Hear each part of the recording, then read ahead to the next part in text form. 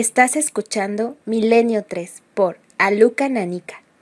Buenas madrugadas, amigos. 3 y 5 minutos de esta noche ya de agosto. Desde luego que llevamos ya unas cuantas horas en este mes estival por excelencia y aquí seguimos, Milenio 3, y con un montón de cosas que contaros. Estamos en las mejores manos con el maestro don Antonio Bravo y Carmen Porter. Buenas madrugadas. Buenas madrugadas, Iker. Empezamos con fuerza, ¿eh? Aquí continuamos, nunca perdemos esa fuerza. Hemos ido a cenar y luego ya hemos preparado todo, que vienen noticias muy calentitas y nueva información Omni, Iker. Y teletipos echando humo, ¿eh? Mucho, mucho. Venga, vámonos para allá, Antonio. Teníamos ese programa especial que seguirá la próxima semana a las 9 de la noche y hablábamos de dramatizaciones. Hacíamos algunas referencias a históricas, pues visualizaciones del equipo de producción de la cadena SER. Hay varias sorpresas, os lo tengo que decir. La próxima semana por lo menos vamos a reencontrarnos con algunos de los antiguos misterios de Milenio 3. Muchas sorpresas. Por cierto, vías abiertas y ese premio especial porque hemos visto que ha tenido muchísima acogida a las 9 de la tarde, ¿verdad? Efectivamente, Iker, hay mucha gente que quiere ese premio, que son 3 CDs con todas las dramatizaciones, que nos decían, ¿incluidas las de la Pasión? Pues sí, incluidas las de la Pasión. ¿Cómo no? De Milenio 3, ya sabéis, líneas abiertas 7640, palabra clave, Milenio, espacio y lo que vosotros queráis. Podéis opinar de cualquier cosa, podéis decirnos pues cualquier noticia que ha llegado de vuestros sitios, porque también nos han llamado. Y atentos en la zona del sur, Cádiz, Huelva, al parecer se han visto ovnis. Bueno, lo que sean esos ovnis, aquí vamos a contar la última información de hace escasos minutos. Por cierto, queremos que sigáis mandándonos sugerencias para dramatizar. Me he quedado muy sorprendido, tengo que decirlo, muy sorprendido con las ideas que nos proponéis para empezar en septiembre con toda la fuerza del mundo. El laboratorio de producción de la cadena SER va a ser esencial. La muerte de Miguel Servet, las antiguas Olimpiadas, momentos de la historia, momentos del misterio. De verdad, muchas gracias. Tomamos nota de todo ello. Podéis seguir haciéndolo y podéis seguir planteándonos nuevas secciones, nuevas cosas para que vuestro milenio sea más de todos que nunca. Comenzamos. La otra realidad. Milenio 3. En la SER. Por cierto que, como decíamos antes, el teletipo echa humo, el teletipo de lo insólito, de lo misterioso, de lo que no se cuenta. Y como decías, Carmen, ponnos en antecedentes objetos volantes de nuevo. Bueno, iba a decir empieza el verano no, estamos en pleno verano y habitualmente esto en su época se llamaba serpientes de verano, ¿no? Pero ¿qué hay de verdad, qué hay de mito, qué hay de fraude, qué hay de misterio? Carmen, en el sur de España, concretamente Cádiz, Huelva, observaciones OVNI, ¿no es así? Efectivamente, Iker, nos llamaba un corresponsal del programa, que es de Badajoz, él es policía, y hasta él han llegado pues varias informaciones de avistamientos de objetos volantes no identificados.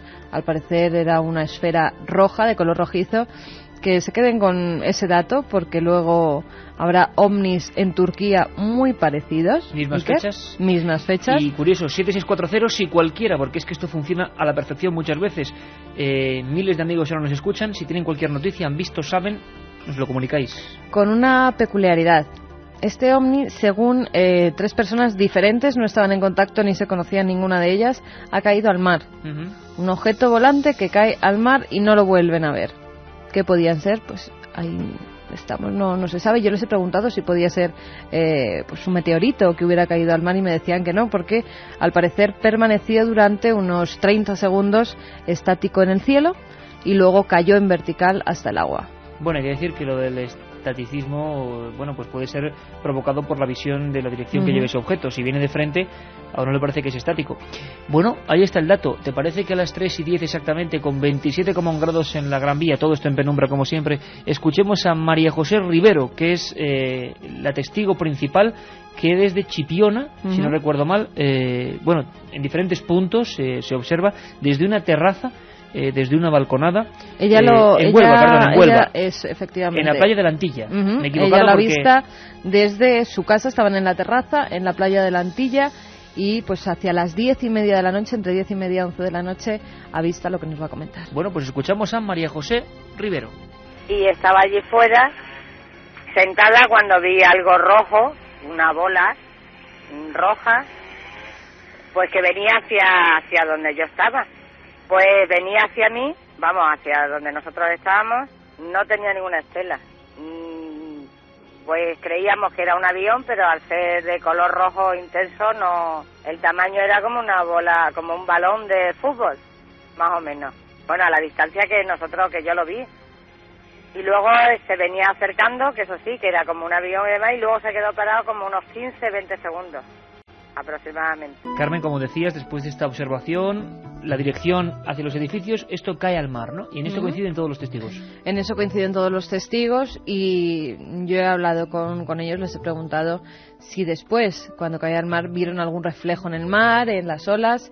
Me han dicho que no vieron nada, que estuvieron luego más de 15 minutos observando el punto donde había caído y que allí no se volvió nada, ni el agua hizo ningún extraño, ni pasó nada. Bueno, amigos, sobre todo de las provincias de Badajoz, Huelva y Cádiz, muy atentos. Algo debe estar ocurriendo. ¿Fenómeno natural?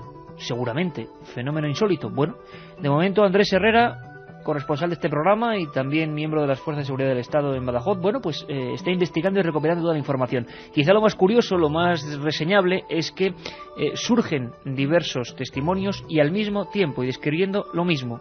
Bueno, le escuchamos. Y es muy interesante el hacer constar a todos nuestros amigos que se han recogido esos mismos testimonios de lo que acabamos de escuchar desde la playa de Chipiona y desde la playa de Conil, así como un avistamiento previo que se ha visto desde el mismo Badajoz tan solo un día antes.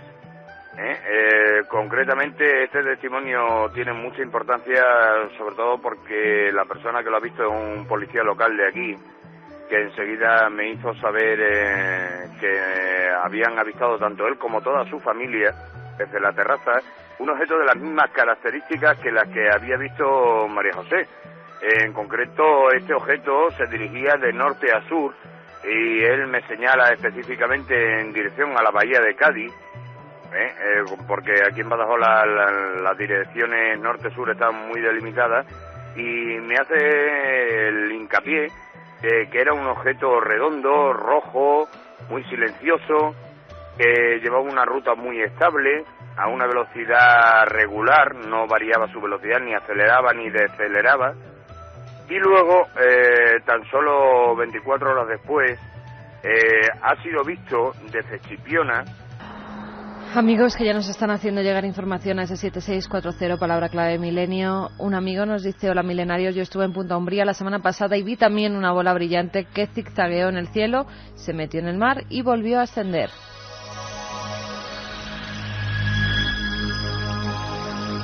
Alberto de Barcelona nos dice: tengo mi hermano en Mérida, me lo dijo, me comentó que podía ser un reflejo solar. Qué curioso, pero informaciones de gente que desde luego no se conoce entre sí, miles y miles de amigos, y están surgiendo las informaciones. Quizás sepamos algo más. Gente que habla de zigzagueos, de movimientos muy concretos, ¿no, Carmen? Sí, y además, pues un dato más que nos ha dado que los testigos no vieron. Ellos vieron cómo se introducía este supuesto objeto volante no identificado en el mar, pero vieron que no salía nada. Este amigo dice que vio cómo volvía a ascender. Bueno, si te parece, escuchamos de nuevo a Andrés Herrera, porque nos habla de los movimientos captados de diversas maneras y por diversos medios, movimientos muy característicos y que nos suenan mucho a todos los que seguimos hace muchos años este irritante enigma, no se puede llamar de otra manera, de los ovni, y que incluso incluyen, bueno, desplazamientos y giros en ángulo recto. Es interesante el constatar que desde Conil también ha sido visto el mismo objeto haciendo la misma evolución el mismo día y a la misma hora.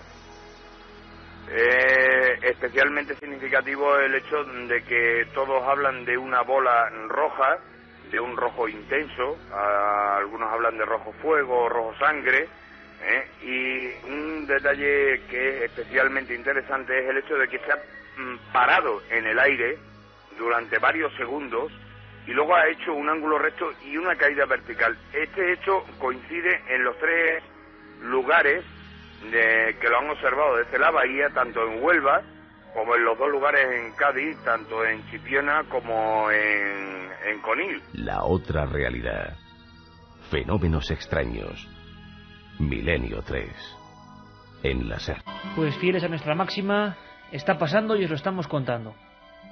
Fenómenos ovni sobre España, como casi en los últimos veranos se ha convertido, bueno, en una tónica general. Y la zona de Cádiz, que tiene muchísima historia, ojalá algún día estemos allí contando desde allí la historia de allí, si me permitís la triple redundancia, porque desde luego la bahía de Cádiz tiene, bueno, material para dar y tomar. Y uno con el tiempo, y lo he dicho mil veces, se vuelve más escéptico, pero sigue habiendo esos casos que le dejan un resabor de misterio auténtico. En Cádiz ocurrieron varios. sobre todo en las décadas de los 70 y los 80. ¿Os suena el tema Conil?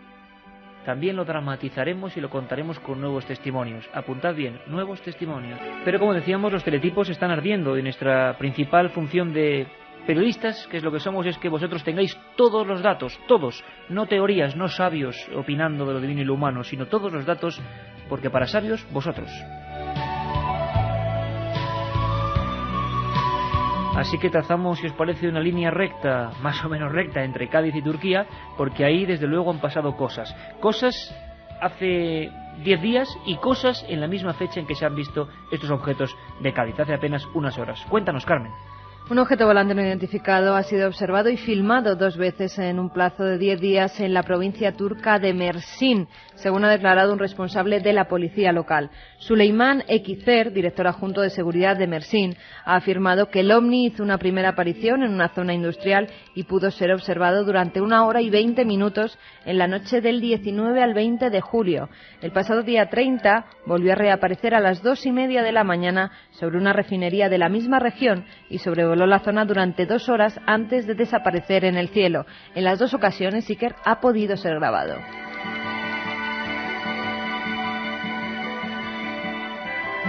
Y Antonio Bravo, que nos sacaba la vieja máquina de escribir y nos iba haciendo paralelamente el informe, porque estos son auténticos informes, cientos de testigos. Al parecer se trataba de un objeto rojo oscuro con tonos amarillos y verdes de forma circular y que emitía luces, además de estar en movimiento continuo. Según fuentes policiales, las grabaciones han sido puestas en manos de los centros turcos de investigación espacial. Qué gran músico estamos escuchando ahora, y Mekami, un auténtico genio que aquí reivindicamos también, como unos cuantos, y autores españoles también, de la música misteriosa, la música cósmica, la música de los sentimientos. Seguimos recibiendo llamadas y peticiones, sugerencias y noticias de nuestros buenos amigos. 7640, línea de conexión permanente con todos vosotros y con este programa, pero siguen las noticias, los datos, los documentos. Nos vamos, y esta sí que parece gorda, a Brasil, Carmen. Efectivamente, Iker, el pasado sábado un objeto volante no identificado de nuevo hizo explosión en el cielo del estado brasileño de Piauí. Piauí, menudas aventuras que ha pasado por ahí Pablo Villarrubia. Es que las aventuras de Pablo un día son para contarlas todas, vamos. Dentro de poco. La explosión provocó una gran luminosidad, un gran estruendo y la caída de pedazos de hierro en 3 municipios, en Barras, Batala y Piracuca. Los habitantes, asustados por tan inusual caso, corrieron a esconderse al bosque, temerosos de ser alcanzados por los hierros. Raimundo Nonato, comisario de Teresina, recogió un trozo de este metal de cerca de 1 metro de largo y 4 kilos de peso, que será llevado al Instituto de Criminalística para ser analizado. Por su parte, el abogado Francisco Damasceno aseguró que un pedazo de hierro cayó en un patio e hizo un cráter de más de 3 metros. Las primeras investigaciones han apuntado que pueda tratarse de un satélite, aunque por el momento no se ha podido verificar esta hipótesis. Pues desde luego que estamos muy pendientes de esta noticia. Vamos a ver cómo crece o cómo decrece, hacia dónde va, porque tenemos muy buenos amigos en Brasil, buenos investigadores, algunos de ellos que dirigen incluso revistas especializadas en ese magnífico, grandísimo e inexplorado en algunas partes país. Y nos tendrán que contar qué ha pasado con esto de los hierros. Estamos ante un caso de artefacto humano. Yo he recordado, porque cada vez que cuentas una historia, cada vez que sale un teletipo, a uno por deformación profesional se le va la mente a otros mundos, Y a mí se me fue una historia magnífica. Te estaba escuchando y la mente, y me vas a permitir este inciso, son las historias del abuelo Cebolleta, porque se me iba, ¿sabes a dónde, Carmen? A una historia 1790, abuelo Cebolleta ya no vivía en aquella época, por supuesto, pero casi, 1790, un caso clásico en Alençon, Francia. Que por cierto, un día comentaremos ahí con el amigo Chris Aubeck. En Alençon, Francia, en 1790, la gente describe en los periódicos populares de la época, pues prácticamente lo mismo que nos acaba de contar Carmen del teletipo. Un objeto con hierros que envuelto en llamas cae del cielo. Claro, en 1790 lo de los satélites era curioso. Se le llamó globo ígneo, globo de fuego. Y las últimas noticias, yo no sé si estamos ante un mito refrescado por diversos libros. A mí me inquietó mucho porque fue de los primeros casos que leí de pequeño, y de pequeño hablo con 10, 11 años, es que el alcalde de Alençon y las decenas de campesinos que se habían aproximado a la zona del bosque donde esto se había precipitado, describieron un ser que parecía que se quemaba, con un traje, que parecía pintado por lo ceñido, según los testimonios, y que corría hacia el bosque. La gente tuvo miedo a pesar de las guadañas, de los palos, y según cuentan, por cierto, según cuentan aquellas fuentes, nadie se atrevió a seguirlo. Aquel hombre, lo que fuera, y su maquinario desaparecieron pues casi destrozados en el bosque de Alençon, 1790. Más testimonios que nos siguen llegando a ese 7640, palabra clave milenio. Ya sabéis que sorteamos 3 CDs con las dramatizaciones. Desde Villajoyosa, Alicante, nos escribe un amigo que nos dice: el pasado jueves yo vi un objeto con luz más intensa unas veces que otras. Parecía ir rotando y se perdió mar adentro. Mira, describen, es curioso porque yo pienso que puede haber algún tipo de posición de astros, de satélites incluso, que ya hemos visto por el 25J, que pueden dar muchas sorpresas, pero claro, lo de en las proximidades del mar es bien curioso. Siguiente punto del mapa, Villajoyosa.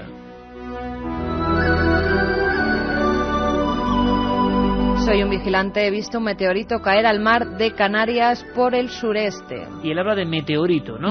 A ver si estamos ante ese fenómeno, que aunque sea natural, sin duda alguna tiene que ser espectacular. Amigos, en Llerena, un pueblo de Badajoz, hemos visto un objeto de estas características, rojo, y se mantenía inmóvil. Me encanta que me pase esto, es lo más grande. Qué bueno, qué bonito. Y además Llerena, el pueblo de las momias de ese torreón, momias míticas, legendarias, auténticas. Estamos recibiendo, es que estoy apuntando, Llerena, Mérida, Badajoz, Huelva, Cádiz, una zona muy concreta del sur oeste español. Atentos, amigos, porque puede que en los últimos días esté ocurriendo algo. Bueno, ¿ha pasado? ¿No ha pasado? ¿Ha ocurrido? ¿Se ha visto? También algo interesante que nos apunta Marc desde Barcelona, que dice: el ovni puede ser una bengala marítima. Pensad que estos días ha habido, por desgracia, muchas pateras en la zona. Es cierto. Es cierto, porque además los compañeros de informativos estaban hablando de que en este fin de semana y en estos días, bueno, ha sido la vez que más operaciones contra la inmigración, digamos, incontrolada y contra las pateras ha ocurrido. ¿Quién sabe? Es verdad, puede que haya habido operaciones, y qué importante que deis todos los datos. Vosotros, ya lo digo, los sabios aquí sois vosotros.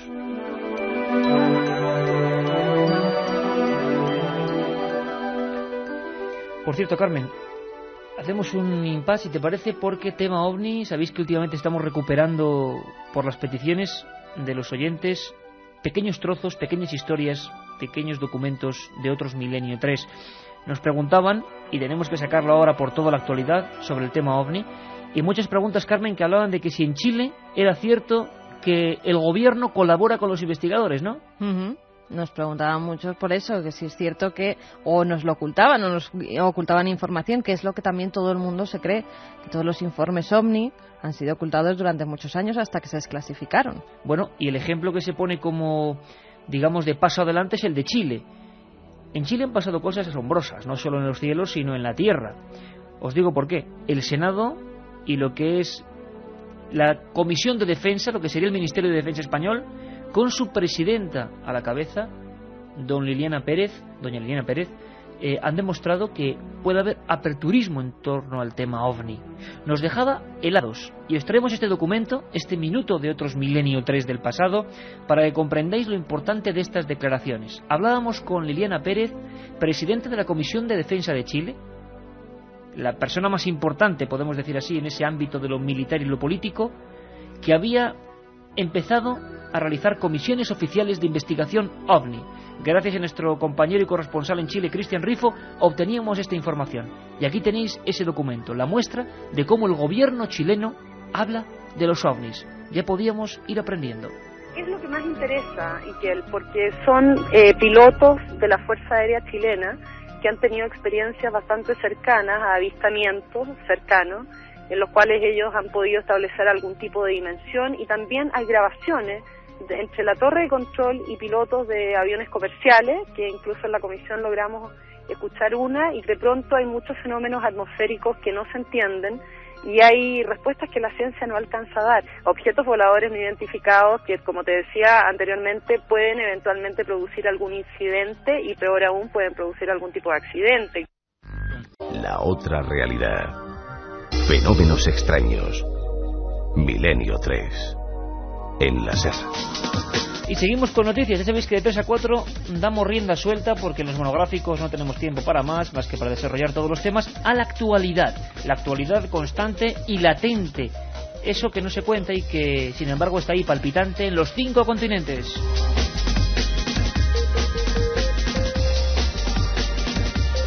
Muy atentos todos los seguidores de los misterios de la Iglesia, de los misterios bíblicos, de los misterios de las Sagradas Escrituras, muy atentos con las siguientes noticias. Una de ellas, bueno, el titular podría ser de impacto y a más de uno, digo yo, que le hará esbozar una mueca de sorpresa cuando no de desaprobación. Sería más o menos lo siguiente, amigos. Los esenios, la famosa secta de los esenios, que decían que podían ser maestros de Jesús, quién sabe, teorías para todos los gustos. Se dice ahora, o alguien lo dice, que no escribieron los célebres rollos del Mar Muerto.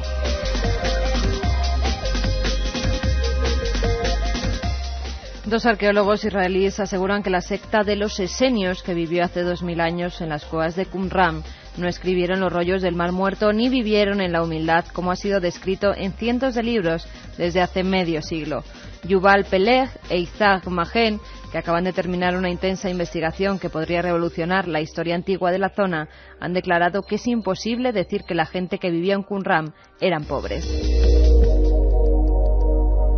Entre otras cosas, han llegado a esta conclusión porque tras 10 temporadas de excavaciones en la zona han hallado numerosas joyas, cristal importado y costosos envases de piedra para cosméticos. Hasta ahora se creía que los esenios, que era una secta de monjes judíos, eran los autores de los pergaminos del Mar Muerto, los únicos documentos que sobrevivieron al periodo del segundo templo de los judíos, destruido por los romanos en el 70 después de Cristo. Pero ahora los dos arqueólogos sostienen que los pergaminos que se conservan en el Museo del Libro de Jerusalén no tienen ninguna exclusividad y lo más seguro es que no fueran escritos por los esenios. Vaya, vaya. El primer investigador que atribuyó los rollos a esta secta fue el profesor israelí Eliezer Sukenik, pero en 1995 el investigador estadounidense Norman Wolf dijo que los documentos fueron escritos en diferentes lugares de Israel por más de 500 escribanos y llevados a las cuevas de Qumran para protegerlos durante la gran revuelta judía contra los romanos entre el 66 y el 73 después de Cristo. Al parecer la polémica continuará porque otros investigadores, como el excomisario del Museo del Libro de Jerusalén, ha declarado que no cree que los objetos hallados por los arqueólogos procedan de los esenios, sino más bien los romanos, sí que porque al parecer allí se estableció también una base romana. Oye, Carmen, sorprendente esto, ¿eh? Sorprendente porque ¿cuántos libros se han escrito sobre los rollos del Mar Muerto y el Qumran y los esenios? Habrá que seguir esta noticia. Sí, habrá que seguirla porque hay muchas noticias que luego no se confirman y que, bueno, son las opiniones de Yuval Peleg y Isaac Magen, o sea que, quién sabe, igual hay gente a la contra. A mí eso de el templo de los judíos, el templo y el tesoro de Salomón destruido en el año 70, me ha traído a la mente, así otra vez como por inercia, una historia, una leyenda maravillosa que a ver si un día dramatizamos y un día penetramos en ella con toda la atención que se merece. Porque quizá la gente no lo sepa, pero, bueno, en esa ciudad mágica, en el corazón mágico, en el lugar telúrico, en el lugar de poder más importante de este país, que es Toledo, hay una leyenda preciosa, una histórica aventura, que dicen que, bueno, que en una cueva de Toledo, ni más ni menos se perdió España. O lo que conocíamos que era España, o mejor dicho, vamos a especificar, el reino de los visigodos, o esa especie de reinos de taifas, que era realmente lo que eran, porque no se llevaban excesivamente bien unos con otros. El rey don Rodrigo, dicen que pasó a la historia como eterno derrotado, por una cosa que quizá muchos amigos de Toledo conozcan, pero otros estoy seguro que no. Y es que todavía en lo que eran los antiguos muros de la iglesia pequeñita, la iglesuela, como le llamaban allí, de San Ginés, partía y parte una cueva que muchos, bueno, pusieron muchos nombres a este lugar, en ese viejo Toledo ancestral, ese viejo Toledo estrecho donde todavía uno respira misterio. La llamaban la Cueva de Hércules. Y os aseguro que la expedición merece la pena. Quienes puedan desplazarse a Toledo, aquí cerquita, a 70 kilómetros, que paseen por esa zona. En esa callejuela de San Ginés encontrarán todavía la vieja puerta cegada, porque por diversas teorías no se ha podido, y imposiciones burocráticas, excavar más. Pero a fin y a la postre, ahí se habla de una cueva legendaria, con muchos tesoros, una cueva que la tradición visigótica decía que no se podía abrir. Y dicen que don Rodrigo, poco antes de dejar el reino en manos de los árabes, osó, con grandeza, con soberbia, adentrarse en la cueva de Hércules. Eso que había habido varias expediciones previas, y según contaban los escribanos toledanos, todos los que habían penetrado en las entrañas de la tierra, Todos los que habían osado bajar hacia la cueva de Hércules habían vuelto con la tez demudada, la semblante blanca como la cera de los muertos.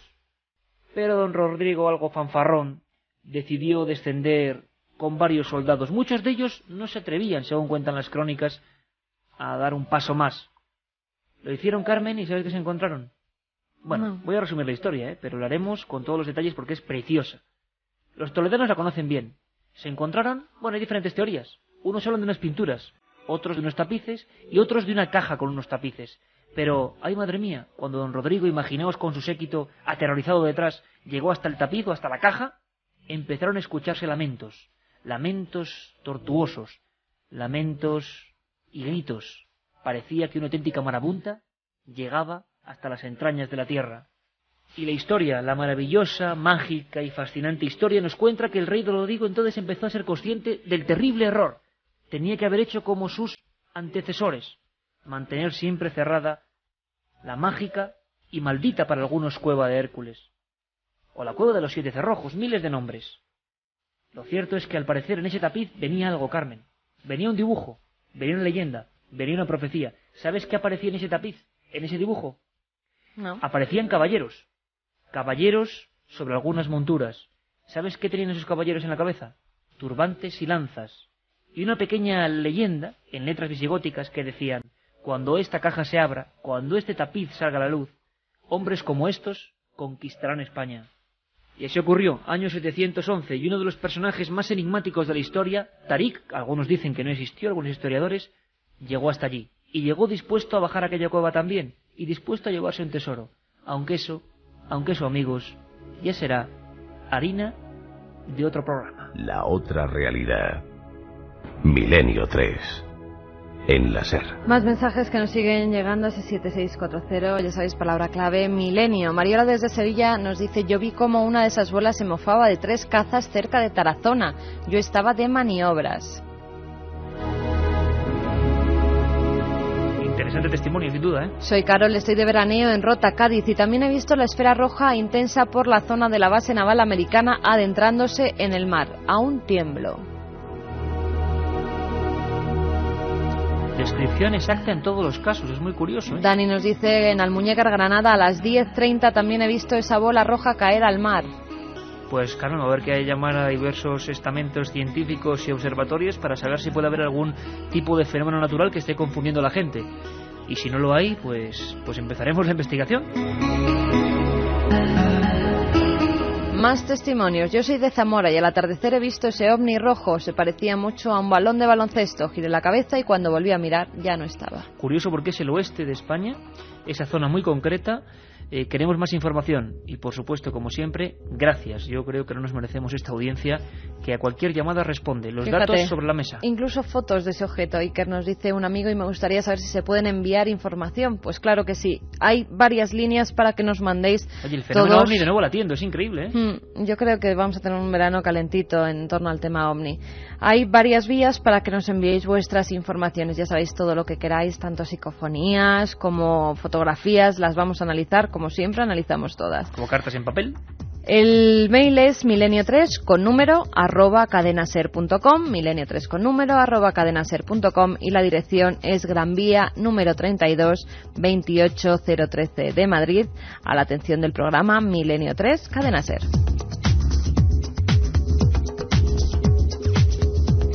Echa humo el teletipo y echa humo el 7640 con amigos de toda España, sobre todo de la zona del oeste peninsular, que han visto algo, no saben qué es, como ocurrió el 25J, y nos están informando.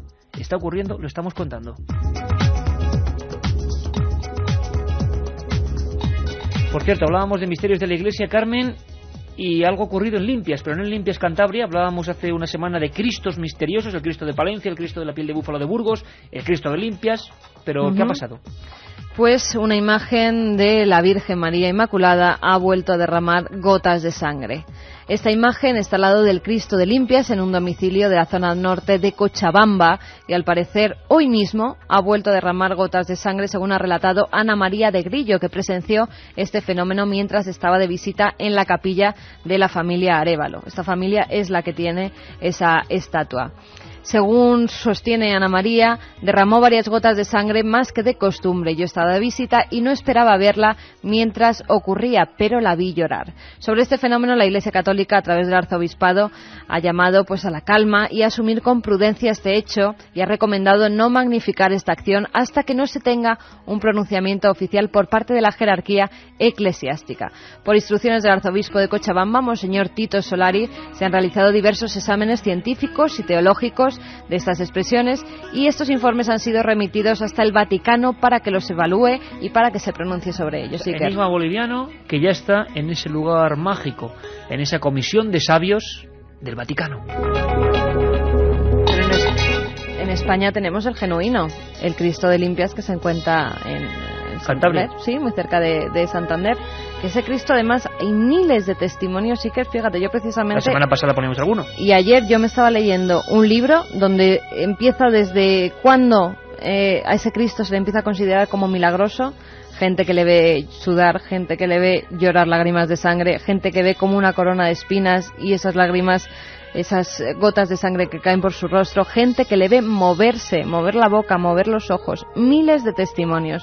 Algo al parecer también pasa en Limpias, y ahora que estamos en verano y la gente tiene vacaciones se puede acercar hasta esa iglesia. Haremos dentro de poco, si te parece, Carmen, un programa viajando por España, lugares concretos para una ruta de verano con misterio. Muchísimos, hay muchísimos. Peticiones, Carmen, peticiones sobre antiguos documentos puestos aquí. Y para, hombre, que no suene mal y que no suene a broma, pero con todo este calor, el tema del hielo, bueno, pues suena refrescante, aunque hay un drama interno importante, ¿no? Pues sí, querías que muchos de nuestros oyentes se quedaron impresionados con un programa que dedicamos a la criogenización. Muy poca gente sabía que en España una chica muy joven había sido criogenizada en Estados Unidos. Nos pusimos en contacto con los laboratorios y allí nos dijeron que no solo tienen a personas criogenizadas, es decir, congeladas, sino que también tienen cabezas, simplemente cabezas, para que en un futuro pues esas personas o esas cabezas puedan ser implantadas en otros cuerpos y puedan sobrevivir.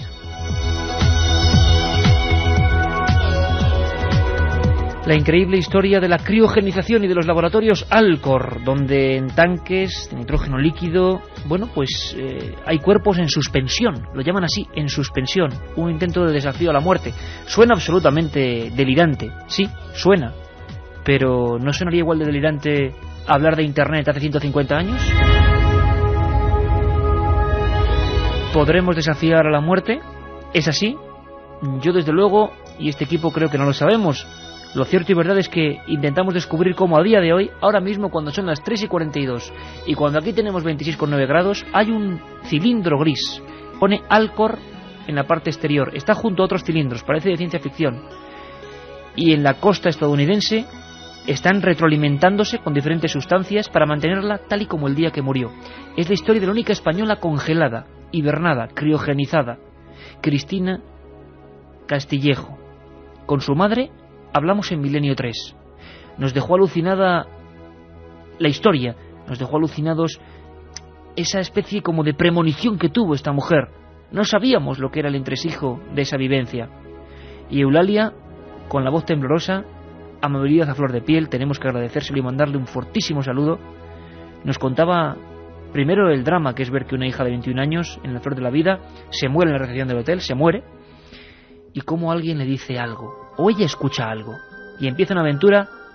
No sabemos si es verdad o no, si podrá, pero yo creo que en este caso la fe es absolutamente positiva. Y si ellos lo creen, seguro que es así. Seguro que esa chica, Cristina, está bien. Es la historia de los españoles que criogenizaron a su propia hija. Así nos lo contaban. Cristina era una joven de 21 años. Es una joven de 21 años. Yo aún la tengo. Por lo menos esa es mi creencia. Bueno, nosotros somos hoteleros aquí en Mallorca y pues era una tarde de agosto, hacía un calor tremendísimo, se cayó desmayada allí en la recepción y cuando llegamos pues había dejado de respirar. Dijeron los médicos cuando vinieron que había dejado de respirar. Y yo no sé, en mi locura, en esa locura inmensa, bueno, nadie lo sabe eso porque solamente el que le pasa con un hijo estas cosas puede entenderlo. Y así como así, y que me vino como si fuera, yo qué sé, como si fuera una voz de eso. Me dijeron, congélala, porque yo no sabía ni la palabra criogenizar. La otra realidad. Fenómenos extraños. Milenio 3. En la SER.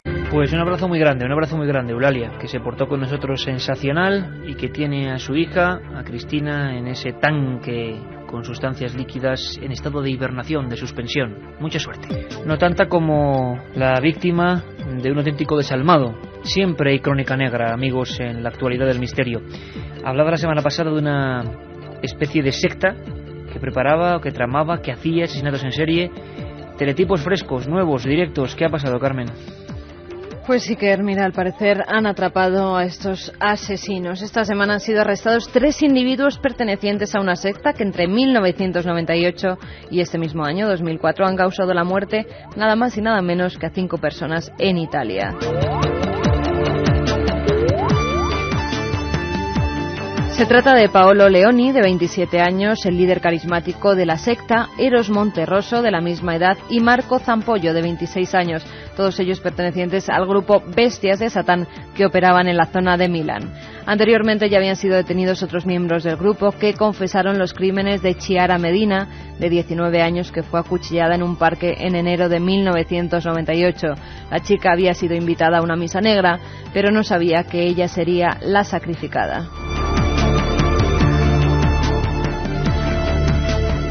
Esa misma noche también asesinaron a Fabio Tollis, guitarrista de Heavy, de 18 años, que se mostró disconforme con el asesinato de Chiara. Al parecer, después de acabar con sus vidas, según han declarado los detenidos, los enterraron y todos bailaron sobre las tumbas gritando: «Zombies ahora son solo zombies». Terrorífica esta historia, ¿eh? En septiembre de ese mismo año, Andrea Bontade fue drogado y forzado a estampar su coche contra un muro. El 7 de mayo de 2000, Andrea Ballarin fue hallado ahorcado en una escuela y el 26 de enero de 2004, Marianella Pezzotta pasó a ser la 5ª víctima de este grupo satánico. Máximo Introvigne, uno de los principales expertos italianos en sectas, ha declarado que con la llegada de Internet, el satanismo juvenil ha encontrado una forma de resonancia planetaria.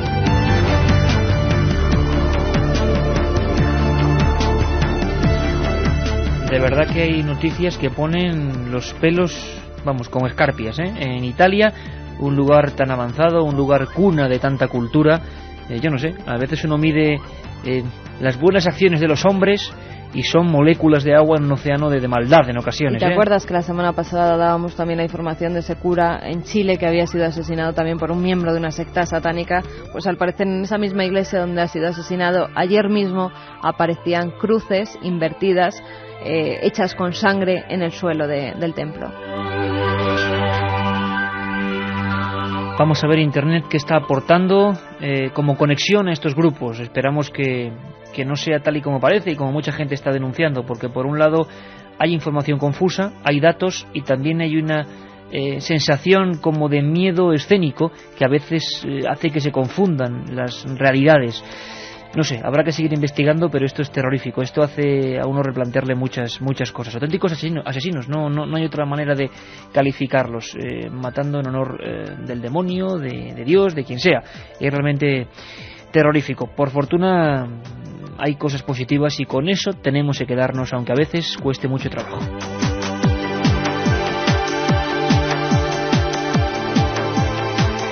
Continuamos con los avistamientos ovni. Soy Jesús de Sanlúcar de Barrameda y vi pasar ese objeto rojo como una bola encima de mi cabeza en la playa. ¡Qué miedo! Estaba paseando Sanlúcar solo. de Barrameda, en pleno epicentro, ¿no? Oye, qué bonita también estampa, ¿eh? Miedo, pero ir por una playa solo y ser consciente de esto, sea lo que sea, pero verlo.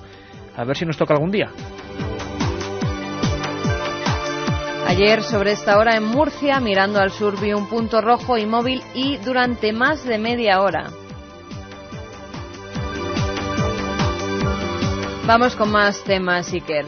Carmen de Jaén nos pide dramatización de la historia de Antonio Vilas-Boas o también la última travesía del Mary Celeste. Sí, que 2 temazos, sí señor, en este caso, a nuestra amiga de Jaén. Antonio Vilas-Boas, Rivalino Mafra da Silva ha salido antes, una historia de esas de terror auténtica ocurrida en Brasil.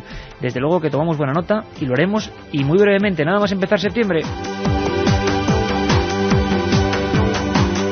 Arturo de Gijón nos dice: somos muchos los que echamos de menos al profesor Argumosa. ¿Qué es de él? ¿Sería posible que lo llevarais al programa? Un saludo. Os prometemos sorpresas, Don Germán de Argumosa y Valdés. Se encuentra perfecto, ¿eh? Sí. Grande entre los grandes, buen amigo como siempre. Estaba muy impresionado con Tumba sin nombre, con esa investigación que realicé junto a Luis Mariano Fernández, ese libro sobre la otra teoría de las caras de Belmez. Había que verla, Germán, ¿verdad? Sí, apuntando, le vimos hace pocas semanas y la verdad es que subrayando cada cosa, impresionadísimo con la nueva teoría. Yo me quedo con la frase de Germán, el que más sabe de Belmez. Me dijo: Iker, ahora encajan muchas cosas. He visto hacia el noroeste de Tenerife un meteorito caer al mar, o eso parecía. Bueno, Damián nos informaciones dice. de todo tipo y de una franja muy concreta. El oeste de España, desde las Canarias hasta Zamora de momento, mapa concreto del misterio. De verdad, la información a tope. Hablan de ovnis y nos preguntan por ovnis, precisamente es una pregunta que se repite. Lo de Iñaki, ¿verdad? Sí, y además se repite por una cosa, Iker, porque en internet al parecer mucha gente estaba diciendo que aquí en Milenio 3 que vendíamos que eran extraterrestres los ovnis y que nadie culto ni con una seria profesión había estado nunca en el programa. Pues fíjate, nada más serio ni nadie más prestigioso que el propio Iñaki Gabilondo, Iker. Sí, al menos en el aspecto de la prensa yo creo que es importante, está fuera de toda duda, ¿no? Sobre todo porque, bueno, lo que digan por ahí nos da exactamente igual. Lo que nos importa es lo que sintáis vosotros. Pero queremos recuperar también un trozo de Iñaki, claro que sí, porque Iñaki nos contó, bueno, fue el primer invitado de Milenio 3, junio del 2002, y nos hablaba de su encuentro ovni. Pero en otras ocasiones hemos hablado con él. Hemos hablado de las caras de Belmez, hemos hablado de premoniciones, hemos hablado de sucesos misteriosos. Y a mí me gustaría, porque Iñaki Gabilondo cuenta perfectamente lo que es el espíritu de este programa. El espíritu de este programa, que no somos un grupo de sabios, que nos parece perfecto, además, dando doctrina a los demás y dando sabiduría, porque no lo somos sencillamente. Somos un equipo que trabaja con vosotros, que construye la realidad con vosotros, esta realidad de la que nadie habla, que intentamos aprender de cada uno de vosotros y que vosotros lo hagáis con nuestro trabajo. Bueno, pues Iñaki daba perfecta cuenta del espíritu exacto, con sano escepticismo y con idea todavía de que en la vida hay mucho por descubrir, de los amigos de Milenio. Es él, es Iñaki Gabilondo. Hablábamos de un caso más, una de esas noches en que tuvo a bien estar en Milenio. Y de verdad que he cogido estas palabras y son para ponérselas en la cabecera. Escuchad. Cuando pasa una cosa como esta se produce un choque entre la racionalidad y la conciencia que tenemos de nuestros límites, ¿no? El primer instinto es, pues, la incredulidad. Pero hace mucho tiempo que las personas que hemos dedicado algún momento a pensar, sabemos que la razón es la clave de toda nuestra sociedad y de nuestra manera de entender la vida, pero que tiene que convivir con sus vecinos los misterios. De manera que yo no sé muy bien qué es lo que sabemos, no sé muy bien qué es lo que no sabemos, no sé muy bien qué es lo que terminaremos sabiendo algún día, no sé qué es lo que no terminaremos nunca por saber. Y por lo tanto, el primer instinto de incredulidad automáticamente luego yo lo tamizo con esta humildad ante lo misterioso, ante lo desconocido, que también la experiencia me ha enseñado a respetar. Mi reacción es la de la estupefacción, después de la incredulidad, concediéndole siempre un margen, como te digo, por humildad y por conciencia de que hay que convivir con los misterios que seguramente acompañarán siempre al hombre. La otra realidad. Milenio 3. En la SER. Hay que convivir con nuestros amigos los misterios, que como siempre nos acompañarán al hombre. Iñaki Gabilondo, Dixit. Y bueno, por si quieren alguien más serio, y ya que estamos recordando historias, ¿qué te parece, bueno, saber, sí, bueno, pues una persona que algo debe saber de ciencia? El director comisario jefe de la Policía Científica Española, don Carlos Corrales. Hablábamos de Belmez, y él decía, ahí hay tema, Carlos Corrales, director de la Policía Española, ahí lo tenemos. Las caras de Belmez, ¿realmente estuvo la policía allí investigando? Entonces era algo más joven y ya sí sé que hubo algunos informes, porque además ha sido un caso que creo que todavía sigue despertando mucha expectación. Se puede encontrar uno como policía y como policía científico ese tipo de casos que llegan, pero claro, ¿cómo medir eso, no? Es un poco difícil, ¿no? Eso, pues yo me imagino que algunos, y muchos los hay, somos un poco como las meigas, no existen para verlos haylos, en que hay efectivamente pues aficionados que a otro nivel, no solamente lo que es el científico y no solamente lo que es el criminalístico, pues van a participar en alguna... Pues eso es interesantísimo porque daría para otro gran programa. Y tanto quedaría por otro programa y lo haremos con Carlos Corrales, claro que sí. Qué buen amigo y qué persona tan abierta y acostumbrada, bueno, a imagínate qué tragos, ¿no? Como lo que les ha ocurrido en el 11M y tener que identificar tantos cuerpos y tantos trabajos de élite, ¿no? Pero también hay un tiempo para el misterio. Nos contará muchas cosas. Quizá cosas como la de algunos dotados, personajes misteriosos, siempre sale alguno. A veces son fraude, a veces se queda ahí en las tinieblas. El último caso de misterioso ser excepcional en Argentina, Carmen. Efectivamente, Iker, un joven cordobés de la ciudad de Córdoba, Argentina, de 18 años, que padece epilepsia desde hace unos meses, está siendo estudiado por especialistas, porque al parecer puede arrojar piedras tan solo con la mente. Al parecer este fenómeno comenzó a producirse en febrero, cuando Andrés estaba en el patio y una piedra impactó en el vidrio de la cocina. Según ha declarado su madre, Mónica de Benier, pensamos que alguien la había tirado, pero se repitió al día siguiente y después se convirtió en una especie de bombardeo. Mi hija mayor sospechó que podía tener que ver con Andrés, porque era como si las piedras lo siguieran. El policía Norberto Álvarez aseguró que él había sido testigo de uno de los extraños episodios en los que, al parecer, las piedras entraban incluso dentro de la casa, aunque nunca hirieron a ninguna persona. El psicólogo Alejandro Parra, que se encuentra estudiando el caso del chico, ha declarado que el joven lo genera inconscientemente y es por un efecto de telequinesis. También añadió que hay una psicopatología de base con una epilepsia fotosensible refractaria y trastornos de conducta, por lo que interpretamos que puede canalizarlos a nivel de agresión inconsciente. Y que lo cierto es que ni un solo cristal de la casa se ha salvado de estos fenómenos e incluso en la pantalla del televisor impactó una de estas piedras.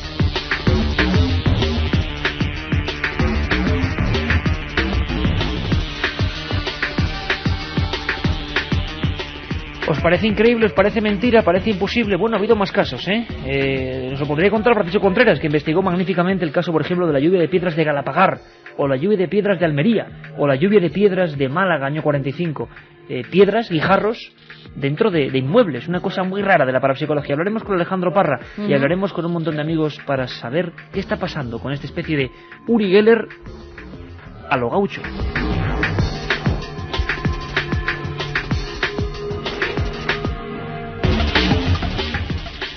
Y testimonios, preguntas, opiniones e incluso pues frases que nos siguen llegando a Milenio 3. Te voy a leer una que me ha encantado, Iker.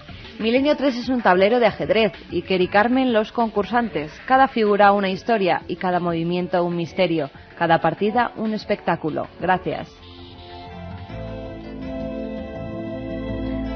Muchas gracias, aunque si ahora hay alguna crítica que la habrá por ahí para contrarrestar, porque si no dicen pues que mira, muchos amigos nos dicen que no leemos críticas, pero es que no hay críticas. Yo cuando hay críticas las leo, bueno, de pues verdad, claro que sí. Mandad alguna crítica, aunque sea contra mí, que es lo más lógico. Hola, soy Laura de Madrid y me parecería interesante que un día hablaseis del Museo de los Horrores del profesor Reverte Coma. Claro, muy interesante, sobre todo para mí. Pues no hablaremos del museo. Estaremos allí. Haremos un programa desde el museo, ya hablamos con el doctor Reverte Coma, madre mía, cuando uno empieza a ver el garrote vil, empieza a ver la cara disecada del minero que le cayó una piedra, cuando empiece a ver las fotos de los electrocutados con la forma del rayo en la columna, madre mía, y unas cosas, y está en Madrid, está en la Facultad de Ciencias de la Medicina, en la Facultad en Medicina Legal, exactamente. En Medicina Legal. Tengo un libro, El misterio de las catedrales. ¿Sabéis algo sobre él y su autor? ¿Es un libro clave? Nos dice Mariola desde Sevilla. Bueno, es un libro clave más por lo que se contó de él que por lo que cuenta el libro. Fulcanelli, su autor, un clásico, bueno, anónimo, podemos llamarlo así. Hablaremos de él. Vamos con los ganadores. ¿Sí? Venga, vamos allá, El Carmen. primer CD con las dramatizaciones se va para Esteban, que nos dice: yo también vi esa bola en la noche del miércoles al jueves desde Huelva. ¿Podría ser un OSNI, objeto submarino no identificado? O un meteoro, o bueno, mil cosas. Lucas Veremos. Martínez, otro CD para él. Os pido encarecidamente una dramatización sobre los diablos de Ludún. Sí. Historia célebre, ¿eh, Carmen? Sí, sí, sí. en un convento, con monjas. Leticia, yo no sé si existen los extraterrestres o no, pero los ovnis sí, estoy segura que nos visitan. Un día os contaré mi caso. Bueno, nosotros tampoco lo sabemos, y menos que nadie. Bueno, os dejamos con los compañeros de los servicios informativos y nosotros volvemos el próximo viernes. Por cierto, os adelanto algo, animales misteriosos, apasionante, ¿eh? Un abrazo, amigos. La otra realidad. Milenio 3. En la SER.